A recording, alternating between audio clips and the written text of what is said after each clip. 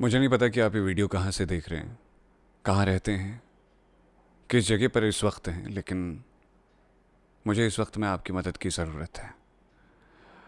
नमस्कार, मेरा नाम पंकज जीना है और मैं कहानियाँ सुनाया करता हूँ एक नेशनल रेडियो पे। अब तक बहुत सी वीडियोस बना चुका हूँ। आपने सोशल मीडिया के तहत मुझे बहुत मोहब्बत भी दी है, बेपनाह इश्क दिया है और हर रोज़ इस मोहब्बत में इजाफा ही देखा है मैंने। लेकिन आदमी के पास जब सारे रास्ते बंद हो जाते हैं ना, तो वो उस रास्ते को चुनता है जो उसका सबसे बड़ा हथियार होता है। आपने आज तक सोशल मीडिया के ज़रिए बहुत से लोगों की वीडियोस को वायरल किया है। आज मैं आपसे दरख्वास्त करता हूँ कि आप इस वीडियो को शेयर कीजिए। मुझे नहीं पता कि आपके साथ कितने जुड़े हुए लोग हैं, लेकिन कहते हैं कि बूंद बूंद से घड़ा भरता है और शायद आपके शेयर करने से ये मुद्दा दुनिया तक पहुँच सके। तो बात आज से ठीक 1 साल पहले की है, जब अक्टूबर का महीना चल रहा था। हमारे उत्तराखंड में बहुत ज़्यादा बारिश हुई थी। उत्तराखंड का एक नैनीताल ज़िला है, वहीं मेरा एक गांव है चोपड़ा। तो हमारा चोपड़ा गांव जो है वो जिस जगह पर बसा है उसके ठीक ऊपर बरसों से कुछ पत्थर थे जो बहुत बड़े थे, जिसने कभी कोई नुकसान नहीं पहुंचाया था। लेकिन अचानक बारिशों में वो पत्थर नीचे की तरफ गिरने लगे। उस वक्त पे बड़ा हो हल्ला हुआ कि इस पर काम करना है, इन पत्थरों को तुड़वाना है ताकि गांव वाले सुरक्षित रह सकें। कुछ वक्त तक वो हो हल्ला हुआ और उसके बाद वो हमेशा के लिए शांत हो गया। अब मौसम साफ हुआ तो किसी को परवाह भी नहीं हुई। हालांकि गांव के लोग अलग अलग अधिकारियों के चक्कर लगाते गए, उनसे दरख्वास्त करते गए कि आप हमारी सुध ले लें, इस चीज़ को सुन लें, लेकिन कोई असर नहीं हुआ।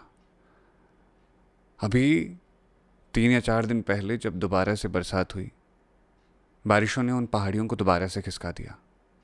वो पत्थर वापस से नीचे की तरफ आने लगे और अब हालात ये हैं कि कभी भी वो पत्थर गांव की तरफ आ सकते हैं और पूरा गांव उससे तहस नहस हो जाएगा।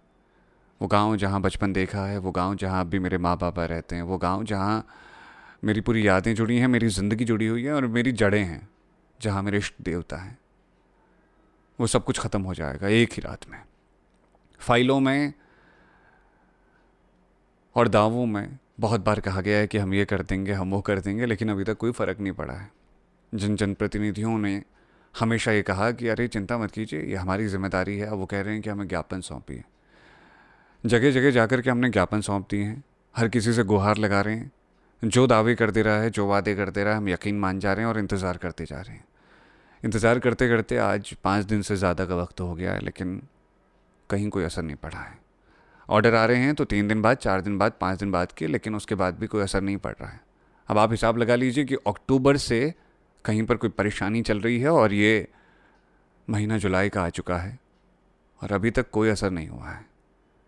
अभी कल एक अधिकारी से मैंने बात की थी जो कि आपदा से रिलेटेड चीज़ों को देखते हैं, तो उनका कहना था हाँ हाँ, ये वक्त लगता है इसमें, बस 1 आध हफ्ता मान करके चलिए, हो जाएगा।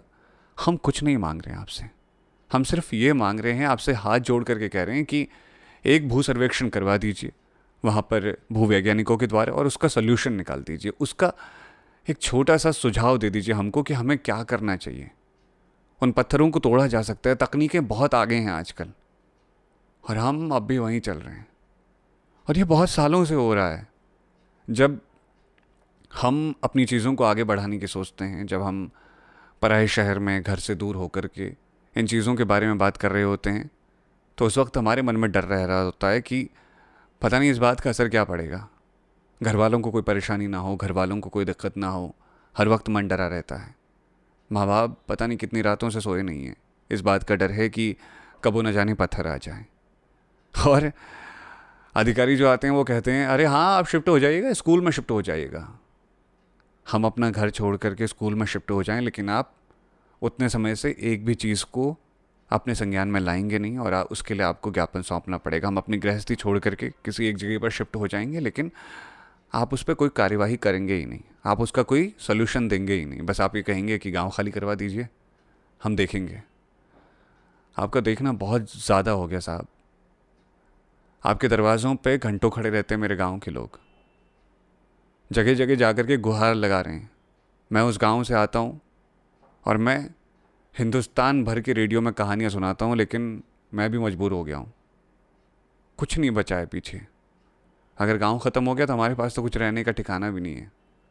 अभी भी सुधारा जा सकता है, अभी भी बचाया जा सकता है। जिसको देख रहे हैं वो बस आश्वासन दिए जा रहा है, वो बस कह जा रहा है कि हाँ ठीक है कुछ टाइम बाद सही हो जाएगा। कहीं ऐसा ना हो कि ये करते करते हम गुहार लगाते रह जाएं और हमारा गांव इतिहास बन जाए। और ये बात सिर्फ एक गांव की नहीं है, एक गांव के अस्तित्व की है। जहाँ से हम लोग आते हैं, अगर हम भी अपने गांव को नहीं बचा पाए तो फिर समझ लीजिए बाकी लोगों का क्या हाल होता होगा। कुछ समय पहले सोमेश्वर घाटी नाम की एक जगह है जहाँ सड़क पे गड्ढे हो गए थे। गांव के लोगों ने धान बो दिए वहाँ कि क्या पता इससे कोई जाग जाए। नहीं हुआ, वैसा ही चल रहा। खेतों की फसलें बानर उजाड़ जा रहे हैं, कहीं कोई देखने वाला नहीं, कहीं कोई सुनने वाला नहीं, बेलगाम हो गए हैं लोग। अगर कोई परेशान है तो वो ज्ञापन सौंपे, मतलब जनता हमेशा ज्ञापन ही सौंपती रहेगी। आपसे गुजारिश है कि इस बार सोशल मीडिया की ताकत का इस्तेमाल करते हुए हमारे गांव को बचा लीजिए। यह हाथ जोड़ के प्रार्थना है कि हमारे गांव को बचा लीजिए, जल्दी करवा दीजिए कार्यवाही। पता नहीं आज की रात, कल की रात या उसके बाद की रात में कब न जाने क्या हो जाए। प्रकृति के आगे कौन टिक पाया है आज तक, लेकिन थोड़ी तो सुधार किए जा सकते हैं ना, थोड़ा तो तेज़ी लाई जा सकती है ना। इतना कर दीजिए, ये प्रार्थना है आपसे। बस हमारे ऊपर इतना एहसान कर दीजिए, बहुत बड़ी कृपा होगी आपकी। शुक्रिया।